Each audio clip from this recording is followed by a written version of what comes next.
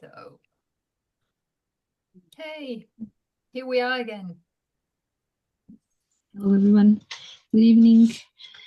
Dobrý We have a večer. beautiful topic for tonight. Máme dnes Insights of nádhernú change. tému Would you like to od say uvedomenia k anything skutočnej about zmene. Rada by si niečo dobre k tomu povedala, alebo mám sa ťa rovno pýtať otázku?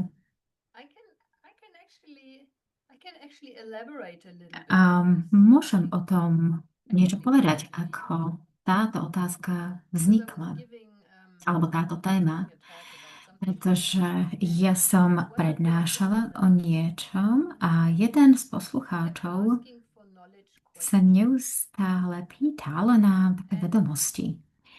A ja som sa snažila vysvetliť, ako dochádza k zmene, k transformácii a všimla som si, že dochádzalo k nedorozumeniu medzi mnou a mojim poslucháčom vo vzťahu k zmene, transformácii, vedomostiam, ako je to všetko prepojené. A pamätám si, nie tak dávno, ale teda možno 10-20 rokov, v mojom živote to nie je veľa. Pamätám si, alebo spomenula som si, že ako mladá vedkyňa, mladá matka, mladá žena, ktorá sa snažila si nejako ten život dať dohromady, tiež som naháňala vedomosti. Chcela som vedieť, spoznať seba samú, život, to, čo by sa mala robiť. A mala som taký zvláštny pocit, že niečo sa potrebuje zmeniť. A to, ako som k tomu pristupovala, alebo ako som si myslela, že je správne postupovať, bolo, že som sa snažila pochopiť a vedieť, čo urobiť, aby som to potom mohla robiť a aby som mohla byť iná. A trvalo mi to celkom dobrú chvíľu a kompletné štúdium psychológie, veľa kníh, mám celé poličky zasypané knihami. A trvalo mi to dlhý čas, kým som si uvedomila, že tá zmena, ktorú chcem cítiť vo svojom živote, chcela som sa cítiť odlišne, že to bolo o tom pocite. A že táto zmena nevychádza z toho, že by som mala vedieť niečo viac alebo niečo odlišné. A dokonca to ani neprichádza s nejakým uvedomením. Uvedomenia pomáhajú, ale nedávajú mi to, po čom túžim. A ja som túžila po zmene v mojom stave, v mojom pocite vo vzťahu k životu, v mojom pocite vo vzťahu k účelu alebo zmyslu môjho života. Čiže plne súcitím s mojím poslucháčom, ktorý sa snaží robiť to, čo ja som sa snažila robiť. Je to úplne logická, rozumná vec, len to nefunguje. Áno, potrebujeme pochopenie, áno, potrebujeme vedomenie, potrebujeme uvedomenia, potrebujeme tie aha momenty a to uvedomenie je jeden krok, ale nie je to celé, nie je to ten koniec. To uvedomenie alebo to vedomie musí viesť alebo musí ísť ruka v ruke s tým, že to stelesníme. To uvedomenie potrebuje taký kanál, cez ktoré sa vyjadri. Čiže aby tá vedomosť sa dostala do srdca, brúška, do tela, aby sa mohla vyjadriť potom v živote a to iným spôsobom. Vždy som sa snažila vedieť viac. A vtipné je, že dokonca existuje aj jogínsky spôsob pochopenia. Ja som tiež učiteľka jogy, okrem iných vecí, ale joga má rôzne spôsoby praktizovania. Môže to byť joga odovzdania sa životu a potom je aj nana yoga, to je joga vedenia. Čiže keď viete niečo mysľou a prenikáte do tej reality. A ja som bola tomu veľmi blízko. Mnohí filozofi vyskúšali to, čo ja som skúšala, ale to, čo ja ponúkam, je trochu iný spôsob, ako pristupovať k zmene a transformácii tým, že dovolíme tejto zmene, aby bola nami, aby sa stala nami. Takže to je môj úvod k tomu, prečo je to zaujímavá táto téma, pretože znie to dosť filozoficky a pravdepodobne aj je. Čiže je to taká lifestyle terapie, čiže potrebujeme zmeniť si náš pohľad na život, aby sme zmenili život samotný, ale môže byť aj inšpirujúca táto téma pre niektorých. To môže byť taká veľmi kognitívna téma, akademická, a hlavne pre tých, ktorí sú hlbaví, ktorí sa radi hlboko zamýšľajú nad vecami. A zároveň chcem na tento nádherný koláčik ponúknuť aj túto čerešničku, ktorá je na torte. Neviem, či to dáva zmysel. Dáva to zmysel? Áno, bol to nádherný úvod a ty si mi pripomenula môj príbeh. Myslím, že mnohí z nás si prešli týmto príbehom vedenia a potom ako keby pokusu cítiť, ako keby integrácie tej teórie s telom. A uvedomujem si, že je veľmi dôležitá pre všetkých nás táto teória, ale keď je integrovaná s telom. Ale máme otázku. Predstav si prakticky, niekto k tebe príde a povie, už toto viem o sebe, to alebo hento. A prečo sa niečo nemení, keď už toľko o seba viem? Čo by si mu povedala? To, čo zvyčajne v živote robíme,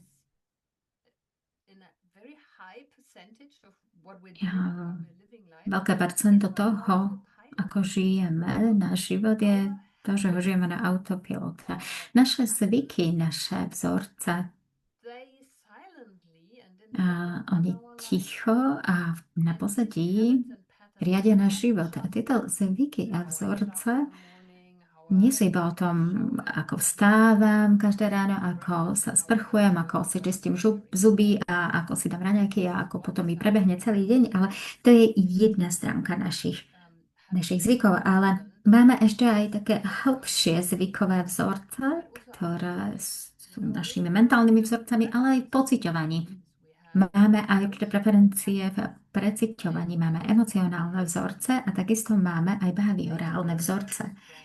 A tieto sú veľmi silné, pretože je to práve ten nervový systém, ktorý riadi celú tú show niekde na pozadí, pokiaľ tomu nezačneme venovať pozornosť a nezačneme byť skutočne prítomní. Keď náš nervový systém beží na autopilote, len si zbiera to, čo zažil, čo už vyskúšal a fungovalo. Takže má veľmi silnú tendenciu, akýsi predsudok voči tomu, čo fungovalo v minulosti. A tieto predsudky alebo tieto vzorce sú veľmi hlboko zakorenené, bežia nám na mnohých nevedomých úrovniach. A preto, keď náš nervový systém je za tým volantom, tak budeme automaticky robiť tie isté veci, budeme cítiť tie isté veci, budeme rozmýšľať rovnakým spôsobom a týmto spôsobom si vytvoríme aj príbeh nášho života na základe nejakého zvyku, nejakých návykov, ktoré sme si vytvorili veľmi dávno. A preto aj mnohí moji klienti prichádzajú a hovoria, ja vždy kazím si svoje vzťahy rovnakým spôsobom, alebo mám ten istý problém s mojimi kolegami, priateľmi, partnermi, deťmi, psami, čímkoľvek, alebo kýmkoľvek. Oni si uvedomujú, že niečo nejako je to spojené so mnou, ale neviem, akým spôsobom je to so mnou spojené. A vy viete, že by ste nemali, to je to také slávne, ty vieš, že by si nemal, ale napriek tomu stále robíte to, čo vám kedysi v minulosti nejakým spôsobom pomohlo. A na to, aby sme sa zmenili na úrovni autopilota a nervového systému, potrebujeme veľa opakovania, potrebujeme veľa bezpečia, potrebujeme ideálne, dokonca aj takú liečivú komunitu, ktorá nás môže ako keby držať na úrovni tých nových štandardov, ale aj taká komunita, ktorá vás tak jemene keby, drgne do toho, aby ste sa rozvíjali ďalej. A ľudia, ktorí sa snažia uzdraviť svoje vzťahové väzby alebo svoje traumy, zvyčajne sa pripoja k takej komunite, k takej liečivej komunite práve preto, lebo sa tam vzájomne ľudia môžu podporiť. Pretože vieme, ako sú cíti, keď bežíme v tom nekonečnom kolečku zaliečenia sa, keď hovoríme áno, keď myslíme nie. Aj tí všetci ľudia v takej tej liečivej komunite vedia, aký je to pocit. Každý povie, áno, chápem to, bola som na rovnakom mieste, poď, budeme si skúšať niečo nové, vyskúšame si to inak tentokrát. A chce to veľa praxe, pretože tieto vzorce, tieto návyky, ktoré máme, tie nás udržiavali v minulosti v bezpečí. A máme ich z určitého dôvodu. Sú to také naše super schopnosti, ktoré nás udržali nažive a chránili nás pred akýmkoľvek zranením, ktoré náš nervový systém vnímal. Napríklad máme ľudí, ktorí seba veľmi kritizujú. Ak mi klient povie o nejakej veci, ktorá sa pokazila a keď k tomu ešte pripojí, že ja nikdy, alebo ja vždy, je to ako keby kritizujú seba najprv, ešte predtým, nech ich skritizuje niekto iný. Ale to je zvyk a je veľmi ťažké to zabiť svojou mysľou. A samozrejme, môžeme sa to snažiť zmeniť mentálne, ale je oveľa ľahšie a lepšie to robiť presne ako keby tým stelesnením. Keď napríklad poviete, že vidím, že sa kritizuješ a vidím, že je to pre teba veľmi prirodzene. Pozrieme sa na to, čo tvoje telo popri tom cíti. Čiže ja neposudzujem môjho klienta za tento návyk, ale objímam to, urobím to normálnym, nepatologizujem to a len zvalidujem, že vidím tu vzorec, všímaš si to, už si to zažil, keď si v minulosti a keď mi odpovie áno, áno, alebo povie, že to robím vždy, tak ja iba poviem, tak možno tento vzorec sa ťa usiluje ochrániť. Existuje niečo, na čo vieš pomyslieť vo vzťahu k tomu, ako ti bol tento vzorec užitočný v minulosti. A týmto spôsobom sa usilujem tento vzorec dostať do tela, aby celý tento systém pochopil, odkiaľ vychádza. Pretože touto jemnou otázkou dostávame ľudí k možnosti voľby. OK, mám akýsi vhľad, mám svoj vzorec a teraz mám voľbu. Budem utekať od toho nepohodlia, toho, ako sa to cíti v tele, alebo zostanem s tým pocitom, keď sa mi uzatvára hrdlo, alebo mám, povedzme, ťažký hrudník. A vtedy si uvedomujeme, že tento vzorec prichádza, keď sa cítim, že zlyhávam, alebo keď mám pocit, že som niečo pokazil, alebo keď sa cítim v ohrození, že niekto ohrozuje moju integritu alebo ego a vtedy to príde. A potom môžeme byť zvedaví. To znamená, že použijeme tú našu myseľ, aby sme sa dostali do tela. A poviem, OK, tak ak by sme teraz sa neposudzovali,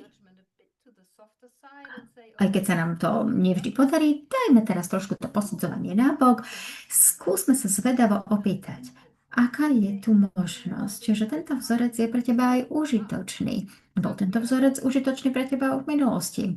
Čiže dostávame sa k zvedavosti, ale takým tým nenápadným spôsobom, že sa pýtame na to, ako sa to cíti v tele, aké sú tu emócie, čomu sa vyhýbame a čo robí telo s týmto ohrozením alebo s tým, že mi hrozí chyba alebo že mi hrozí zlyhanie. A keď sa na to ľudia pozrú, tak zmena začína byť možnosťou.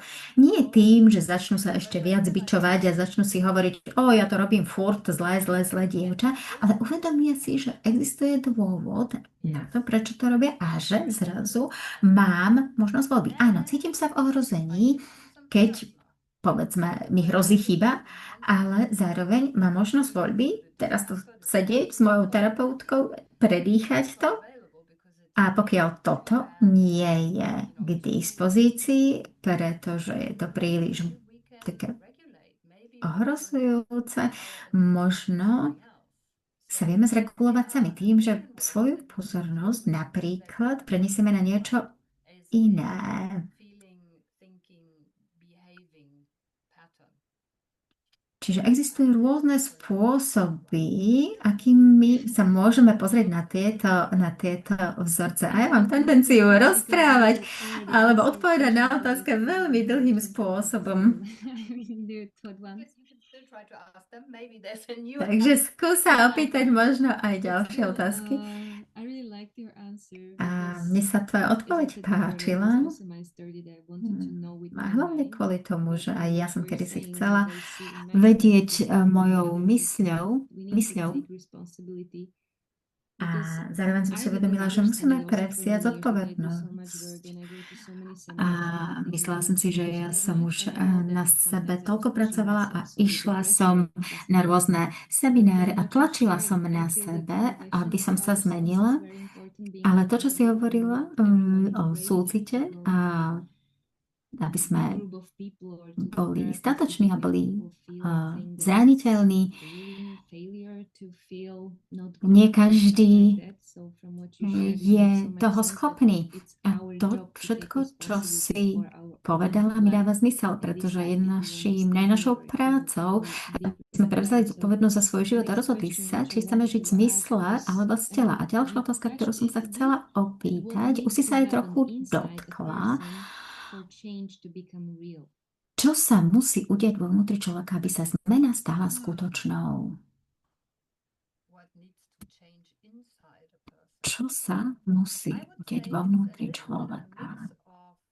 Je to, jak som povedala, že to je taký mix odvahy a rozhodnutia. Ty si spomínala, že si už prešla niekoľkými seminármi a urobila si to a ono a tá zmena si dávala na čas. Niekedy sa toto deje, pretože sme sa necítili dostatočne v bezpečí na danom seminári alebo v určitej skupine ľudí. Necítili sme sa dostatočne bezpeční alebo v bezpečí na to, aby sme vyskúšali niečo iné. V našom nervovom systéme máme také nastavenie, že keď sme v ohrození, keď sa necítime bezpečí, tak vtedy unikáme do autopilota, ten náš repertoár sa zúži, nemáme vtedy veľa možností. Vtedy vidíme čierno-bielo, buď robím to, alebo hento, to je hrozné, ale v podstate žiadnu inú možnosť nevnímam. Ale takisto máme aj také učiace nastavenie v našom mozgu a to je to, čo potrebujeme urobiť, keď chceme dosiahnuť zmenu. Potrebujeme náš nervový systém, aby sa prepol z módu prežitia, z toho, že sa ochráňujeme alebo chránime pred nejakým zranením a potrebujeme sa prepnúť do módu učenia a spojenia. Náš mozog sa vie učiť iba vtedy, keď je v otvorenom a jemne aktivovanom stave. Čiže napríklad, keď je prítomný smiech, hra, vzrušenie alebo entuziasmus. Nie je to veľmi sympatický nervový systém, čiže nie vždy musíme byť v parasympatiku, ale niekedy môžeme byť aj jemne v sympatiku. Ale váš mozog potrebuje toto nastavenie, ten mód prepojenia, aby sa mohol učiť nové veci. A na to, aby sme sa mohli prepnúť do tohto módu, potrebujeme cítiť bezpečie. A cítiť bezpečie nie je o realite toho, či sme v bezpečí alebo nie. Je to o tom, ako sa nervový systém rozhodne. To znamená, nakoľko si myslí, že je v bezpečí. Čiže nakoľko sa vie váš nervový systém uvoľniť vo vzťahu s druhými ľuďmi alebo v skupinách. Niektorí ľudia sa vedia v pohode uvoľniť do toho a niektorí zase nie. A v závislosti od toho, aká je vaša preferencia vášho nervového systému, tie menšie skupinky môžu byť viac nápomocné, alebo menšie skupinky, alebo dokonca jednotlivý terapeut, alebo možno je to terapeut, alebo terapeutka, alebo skupinka priateľov, alebo iba jedna osoba. Alebo možno je to väčšia skupinka, kde sa cítite anonymne, kde sa môžete schovať. A keď váš mozog sa cíti dostatočne bezpečí, neexistuje absolútne bezpečie, lebo sme zraniteľné ľudské bytosti, ale keď sa cítime bezpečí dostatočne, tak vtedy sa vie prepnúť do zvedavosti, hravosti a moru učenia. A to je to, čo som spomínala skôr. Aj ty, keď si s kamoškami a keď sa rozprávate, tak v tom rozhovore sa vieš prepnúť do zvedavosti. Dokonca nesúdiš, nekomentuješ, ale prepneš sa do moru. To je zaujímavé. A to tvojim kamoškám dá dostatok odvahy, aby dostatok odvahy, aby by ste sa mohli rozprávať a riešiť záležitosti, ktoré práve riešite. A podeliť sa o rôzne zvláštne veci, ktorými žijete. A týmto si vzájomne prepínate tieto nastavenia v hlavách teda v hlavách priateľok. A môžete si vtedy prehrávať všetky tie možnosti volieb, ktoré máte. A keď ste už v momente toho, že už nachádzate tie možnosti voľby, tak ich môžete stelesňovať, ako by sa to cítilo. Ďalšia vec, ktorá je veľmi dôležitá, sú hranice. Veľa z nás má problém s hranicami. My vieme, že sú pre nás dobré, alebo že by boli dobré, či sme si uvedomili, že možno sme akými si people pleaserami, alebo tými, ktorí sa neustále zaliečajú a stále hovoria na všetko áno, vieme, že čo by sme mali robiť a čo by sme nemali robiť. A predsa to nerobíme. Keď niekto k nám príde a povie, prosím ťa, mohol by si? Áno, mohol by som.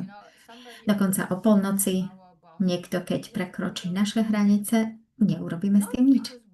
Nie preto, že sme hlúpi, ale preto, lebo nastavenia nášho nervového systému nás nútia k tomu, aby sme reagovali tým starým spôsobom, lebo a potom nasleduje priestor, ktorý je naplnený rôznymi hroznými vecami, ktoré radšej ignorujeme a namiesto toho povieme, áno, aj napriek tomu, že skončíme v práci počas víkendu, aj napriek tomu, že sme chceli mať voľný víkend. Urobíme to napriek tomu,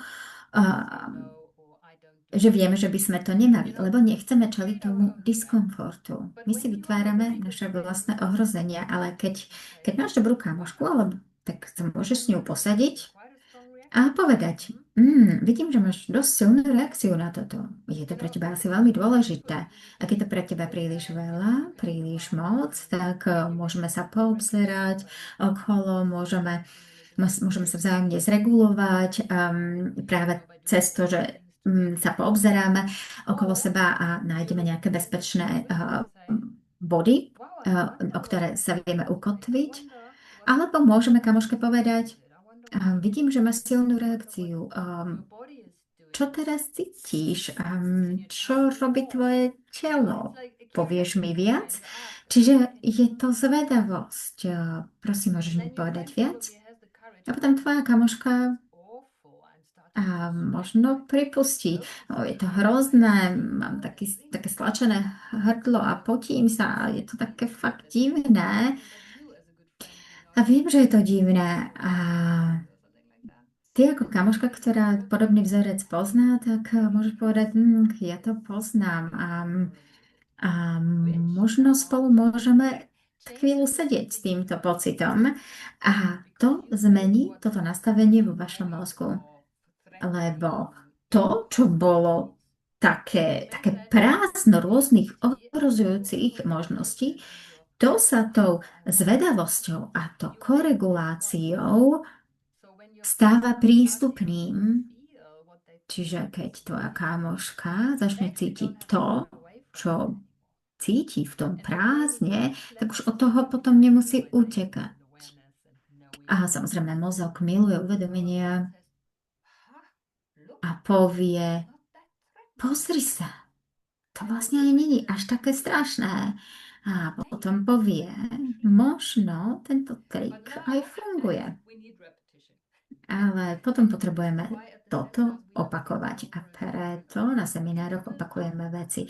Jednoducho budujeme a zároveň opakujeme, pretože toto sa nedá, to nestačí urobiť raz a potom je už koniec, ale potrebujeme dať nášmu mozgu neustále ako keby takúto novú stravu, výživu.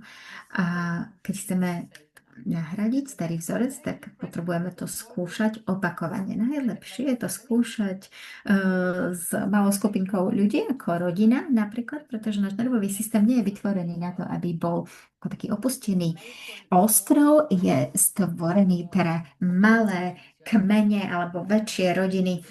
Nehovoríme iba o rodine dvoch dospelých a zo pár deťoch, ale pre také väčšie rodiny.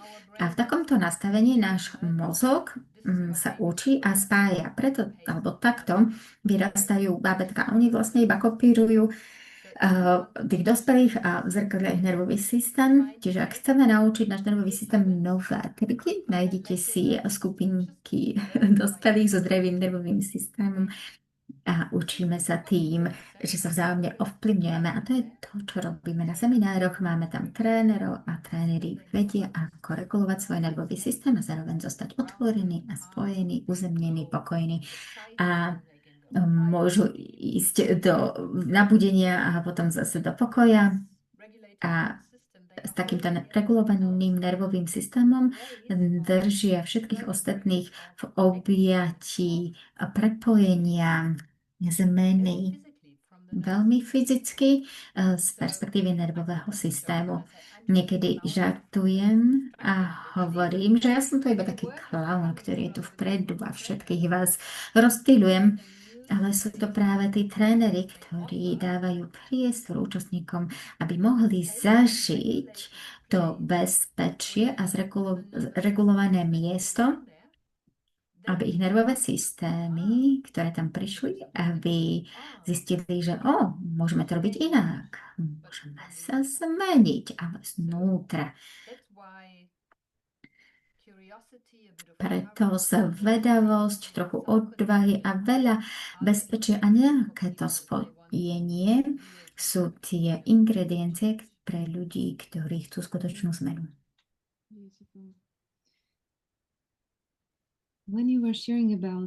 Keď si hovorila o seminároch, chcem sa ťa opýtať ďalšiu otázku. Lebo myslím si, že existuje rozdiel, ak niekto príde na jeden seminár a povie si, OK, to sa mi páčilo, možno prídem na budúce, možno prídem o 3 roky, ale je iné, keď niekto je v tejto energii dlhší čas, takže čím sa líšia dlhodobé priestory alebo skupiny od jednorazových zážitkov? Je to ako s bábätkami. Tá kontinuita, tá konzistencia regulácie dôležité, pretože ľudské bytosti nie sú vždy regulované, často sa nahneváme, sme nevyspení, sme šťastní, nešťastní, frustrovaní, čiže náš nervový systém chodí hore dolu ako taká husenková dráha niekoľkokrát do dňa a aj počas seminára ideme hore dolu niekoľkokrát. A v tomto priestore bezpečia a prepojenia sa deje toto, aby ten nervový systém a ten nervový systém ľudí, ktorí prichádzajú niekoľkokrát, tak ten nervový systém sa naozaj začne si osvojovať nové spôsoby bytia, myslenia a cítenia. A samozrejme je OK, aj keď prídete iba raz.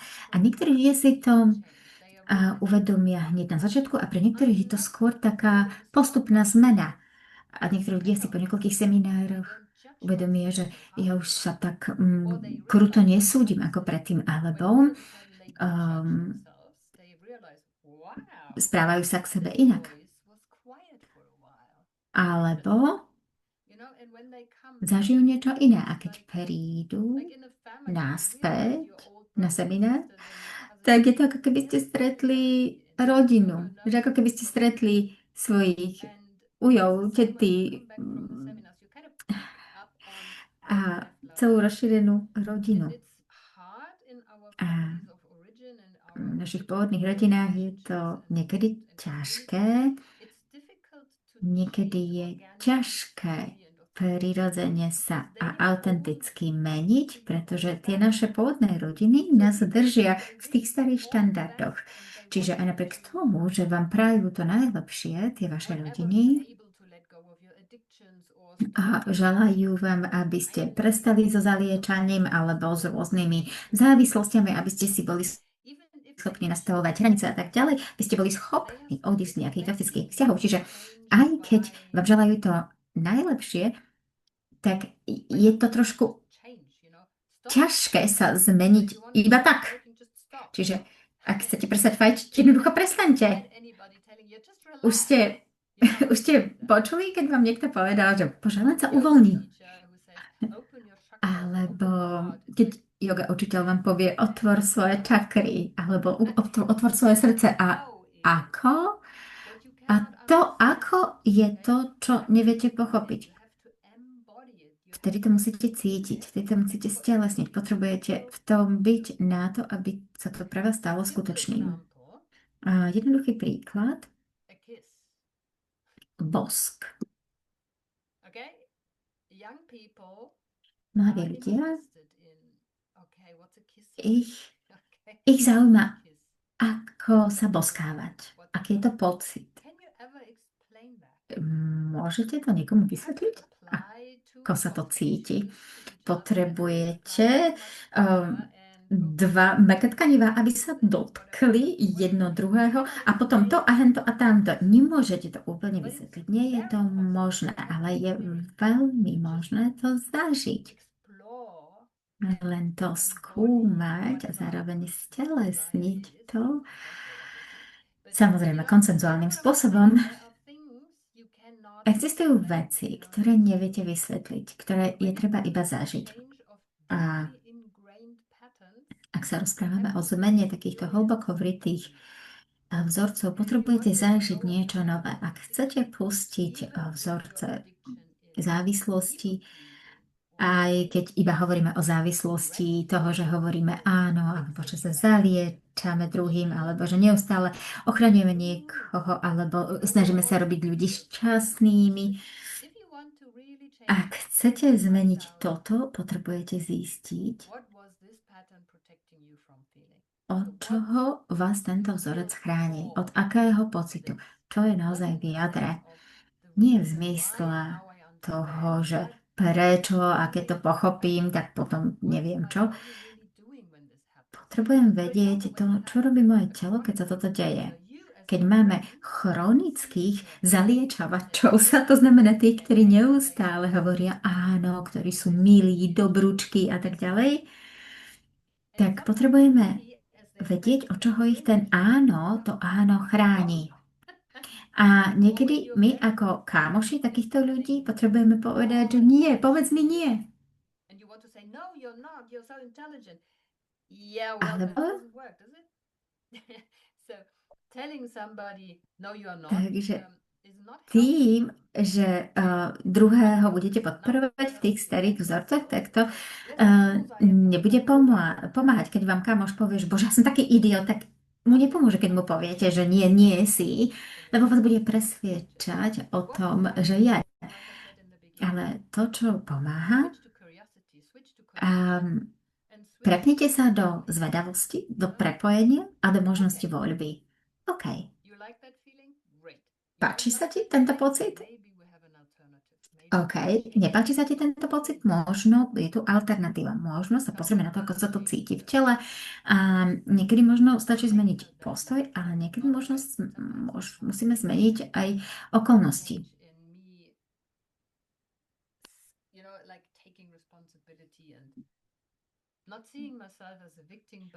A niekedy to napomáha aj v tom, aby sme dokázali prevziať tú zodpovednosť za seba, aby sme sa prestali vidieť ako obeť a začali sa vidieť ako ten, ktorý to má v rukách. Mám teraz toľko príbehov v mojej hlave. Daj nám ty príklad teda. Prečo nám jeden z tých príbehov nepovieš? Na základe mojej skúsenosti, to, čo si povedala, myslím si, že je veľmi dôležité byť s ľuďmi, ale s tými istými ľuďmi. Ja som chodila predtým na iné semináre, kde sme nepracovali s telom, že sme pracovali iba s mysľou a bola som, ako keby žiarlila som, že niekto vníma to, niekto iný cíti to. A podľa mňa to, čo pomáha potrebujem veľa súcitu a trpezlivosti a času so sebou, a aby som tiež mala tých istých ľudí pri sebe. Teraz už mám priateľov, ale vtedy to takto nebolo a bolo to ťažšie. A uvedomila som si, že moja myseľ bola oveľa rýchlejšia ako moje telo. Čiže ak sa ma niekto opýtal, že ako sa to cítilo v tele, nemala som ani potuchy, pretože moja myseľ to rýchlo prevzala tú kontrolu. A musela som to celé ako keby prerobiť a začala som robiť malinké kroky. A až kým som si neuvedomila, aká prísna som bola voči sebe, pretože som sledovala tých druhých, porovnávala som sa s nimi a myslela som si, že tak oni sú už tak ďaleko a ja som ešte stále na tom istom mieste. A tiež som si uvedomila, že to je to, čo mi chýbalo, bolo to bezpečie. A tiež, aby mi ľudia boli schopní držať priestor. A aby som ja toho bola schopná, aby som bola schopná prijať to bezpečie. Lebo aj keď som mala tých správnych ľudí okolo seba a bolo to bezpečné, nedokázala som prijať to bezpečie. Asi 2 roky dozadu na tvojom seminári som bola otvorená, zraniteľná a tá trénerka sa mi iba pozerala do očí a cítila som z nej lásku a pre mňa bolo také ťažké prijať tú lásku, dokonca po toľkých rokoch práce na sebe. Čiže chce to veľa lásky, času, súcitu samej voči sebe, neporovnávať sa, pretože v tomto sa môžeme zaseknúť v takomto porovnávaní sa, že sa nikam nehýbem, ale aj tak, s kým by som sa mala porovnávať? Je to iba môj život, nemôžem sa porovnávať. Nemôžem porovnávať tento môj život so životom niekoho iného. A to všetko mi bežalo teraz hlavou, ako si hovorila, pretože ja som ten people pleaser, tiež ten, ktorý sa neustále zalieča. A to, čo pomohlo mne, bola presne práca, ktorú robíš ty. A milujem, že som toho súčasťou a že som bola dosť odvážna sa otvoriť, pozorovať a ísť hlbšie do tých svojich vzorcov. Lebo v minulosti som to vnímala, ale nedokázala som s tým nič urobiť. s mojimi kamarátmi, keď som sa rozprávala, že ja cítim to, alebo cítim hento, zvykli mi hovoriť, ty si taká precitlivá. Áno, som vysoko citlivá, ale keď nie ste v koži toho druhého človeka, tak sa posudzuje ľahko. Niekedy ty si spomenula teraz, že si vyrástla, že si sa zmenila a a vtedy môžeme požičiať trochu z toho súcitu našim blízkym, pretože my sme boli na tom mieste a vieme byť súcitní. A vieme sa spojiť s niekým, kto si prechádza ťažkými časmi a vieme s nimi iba sedieť. Bez toho, aby sme chceli niečo zmeniť. Lebo dobrý spoločník umožňuje tej zmene alebo transformácie, aby sa rozvinula sama. Ten coach vás netlačí niekam, ale zároveň ako keby drží vás v zodpovednosti voči zmene, na ktorú ste sa podujali. A ty si tiež hovorila o porovnávaní sa. My sa porovnávame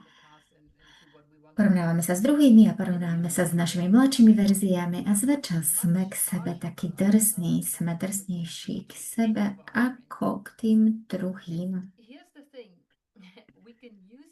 A túto tendenciu môžeme využiť na to, aby sme sa porovnávali pozitívnym spôsobom, keď zapneme náš mozog do nastavenia učenia a môžeme so zvedavosťou povedať, OK, ja sa teraz snažím byť menej people pleaser, menej tým, ktorý sa zalieča.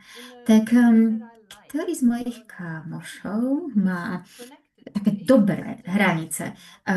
Stále v tom móde spojenia, v priateľskom móde, ale stále má dobré hranice. A ja môžem tohto kamoša začať kopírovať.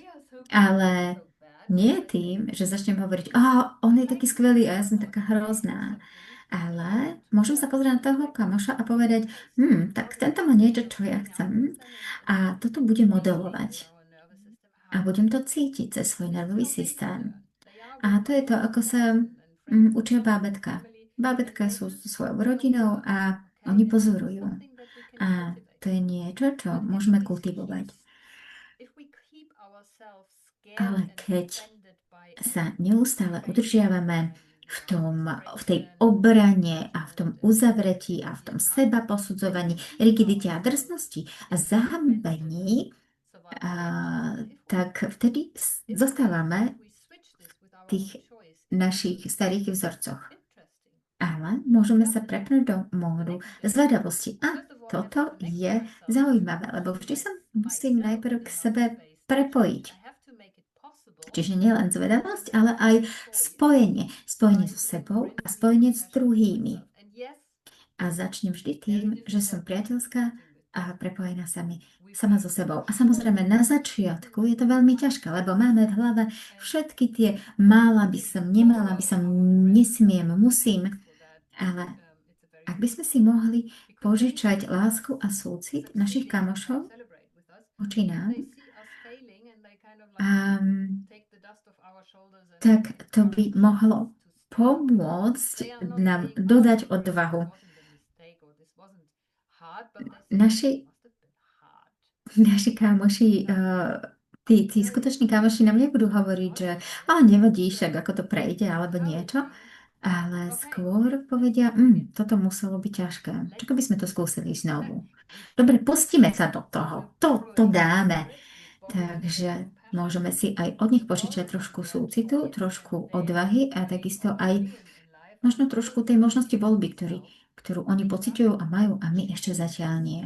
Na to, aby sme tú zmenu a tú transformáciu priviedli aj do nášho života. Yes. So if someone is a bit... So it is actually that easy because sometimes people say Je to v podstate ľahké, lebo ty si asi povedala, že znie to ľahko, ale ono to je ľahké. A ty si spomenula semináre. Áno, máme ľudí, ktorí sa na naše semináre vrácajú a tá zmena, ktorú v tých ľuďoch vidíte, je naozaj výnimočná. Je akože wow, si ty tá istá osoba, ale čo je ešte extrémnejšie je, že máme coach tréning, to je tréning pre tých, ktorí chcú na sebe pracovať naozaj hlboko. A je to vlastne tréning pre tých, ktorí chcú pracovať s druhými ľuďmi, ale nemusia, môžu pracovať aj pre seba. A máme tam v tej skupine naozaj rôznych ľudí. A jeden takýto tréning už máme za sebou, trvá asi 2 roky, mali sme malé podporné skupinky a povzbudzovali sme jeden druhého, čiže ľudia si skúšali nové veci tým, že boli spoločne s druhými ľuďmi a používali jednotlivé techniky jeden na jedného alebo v skupinke.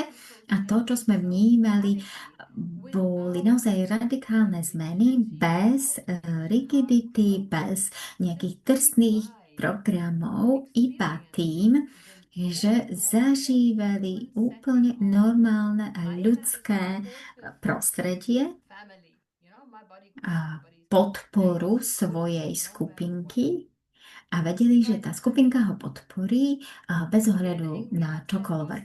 Ak sa na niečo nahnevám a potrebujem vyventilovať, tak ma budú počúvať.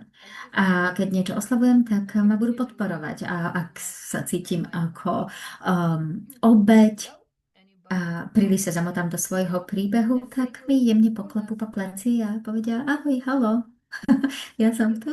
A znovu nás pritiahnu do toho bezpečia, spojenia, vzájomného prepojenia a súcitu. A toto je neoceniteľné. Čiže týmto sa tiež vraciam k začiatku toho, čo som hovorila. Nie je to o tom, čo sa naučíme, čo vieme intelektuálne, je to o tom, čo skúšame, čo žijeme a zažívame. Keď zažívame, aký je to pocit, keď nie ste v toxickom prostredí alebo v toxickej rodine, ale keď môžete toto zažívať v ľudskom prostredí. Niekto zlyhá, druhý pomôže a potom ten, čo pomohol, zlyhá a ten druhý mu zaš pomôže a napokon zistíme, že neexistuje zlyhanie, neexistujú chyby, že to všetko je ľudské a my resetujeme naše nastavenia a uvedomíme si, že máme veľké pole možností a môžeme zdieľať naše radosti a môžeme zdieľať aj ťažkosti, pretože mali sme ľudí na tréningu, ktorí si práve počas tréningu prechádzali ťažkými životnými situáciami. Ale je obrovský rozdiel, keď ste v komunite, ktorá vám umožní si tým prejsť svojim vlastným spôsobom. A vy viete, že tam patríte, že ste v spojení a že si môžete dopriať čas. Niektorí sú pomalší, niektorí sú rýchlejší. Ale to, že sa vzájomne držíme a že si ako keby držíme nastavené tie štandardy, aby sme tam stále mali tú zodpovednosť za svoj život a za tú zmenu, ale zároveň si držíme aj ten bezpečný priestor, to je to, čo facilituje tú zmenu. A to je to najväčšie aktívum ľudského, aktívum ľudskosti, že si môžeme byť vzájomne ale zároveň si môžeme byť aj priateľmi a podporou. A že sa môžeme podporiť v ťažkých chvíľach, ale aj vo chvíľach požehnaniach, že môžeme si byť vzájomne takouto prítomnosťou, ktorá zmenu umožní. Krásne. Ja by som iba pridala, že keď vidíme niekoho, kto zdieľa, že si prechádza niečím ťažkým, tak si uvedomím, že je to veľmi inšpiratívne, lebo často mnohí z nás sa bojíme byť zraniteľní. Mnohí si povieme, že OK, nebudem sa takto odhaľovať, ale naopak práve toto môže byť veľmi inšpiratívne love it mnohých because ľudí, seminary ktorí was celý so život that čakali we na to, aby could toto moje help each zdieľanie other. niečoho Because when we ťažkého are brave to open, mohlo then we help spustiť moje others to vlastné open liečo. too. So this is what I love also, that A it's to a je gift to tiež to, open. čo milujem. Je to naozaj obrovský dar, ktorý otvára. A znovu, toto je nastavenie odvahy, spojenia a kreativity. Čiže samé slova, ktoré sa začínajú v angličtine na C. Čiže spojenie, kreativita, zvedavosť. Beautiful. In IFS, they actually call it the self, the qualities of self. But this is A what it is. toto We voláme aj all have these vlastnosti qualities. And for others, it's takého sometimes seba, easier ja, to vnútorného ja. So when we are sitting with a friend in need, Keď it's much easier sme s nejakým priateľom, ktorý si niečo zažíva, tak je pre nás oveľa ľahšie byť súcitným, ale keď sme sami so sebou, tak často sa bičujeme. A je to pre nás ťažšie byť súcitný voči sebe. A preto je lepšie si požičať na tú koreguláciu nervový systém toho druhého, pretože práve ten druhý nervový systém mi môže oveľa ľahšie dať to, čo ja si neviem prirodzene dať. A tá transformácia sa potom udeje oveľa ľahšie a prirodzenejšie, lebo vtedy môžem cítiť niečo nové, môžem zažívať niečo nové práve v takomto vzťahu, lebo čiže tá zmena nestačí o nej vedieť, ale preto potrebujeme stelesnený pocit a až potom sa uloží ako dobrá spomienka. Lebo inak to bude iba taká knižná vedomosť, ale sama o sebe bude mať žiaden význam. Okay, and last question is always at the end as a message. Dobre, a posledná otázka. There is one thing you would want people to take from this conversation about real change, what would it be? Ak je niekto na začiatku svojej cesty, čo by si chcela, aby pochopila o skutočnej zmene? Allow compassion and curiosity. Dovol si súcit a dovol súcitu a zvedavosti, aby zabral viac priestoru v tvojom živote, lebo vždy môžeme byť k sebe drsný, hrubý, taký,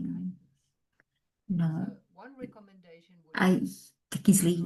A preto by som odporúčala, aby ste vyskúšali robiť alebo aby ste sa správali k sebe tak, ako sa správate k svojmu blížnemu. Ďakujem. Bola to tvoja posledná otázka? Áno. Takže ďakujem veľmi pekne. Ďakujem pekne za tento rozhovor. A dúfam, že niekoho z vás to tiež inšpiruje k tomu, aby ste k sebe boli súcitní a láskaví a uvidíme, aká zmena z toho vyjde. Ďakujem veľmi pekne. Vidíme sa na budúce.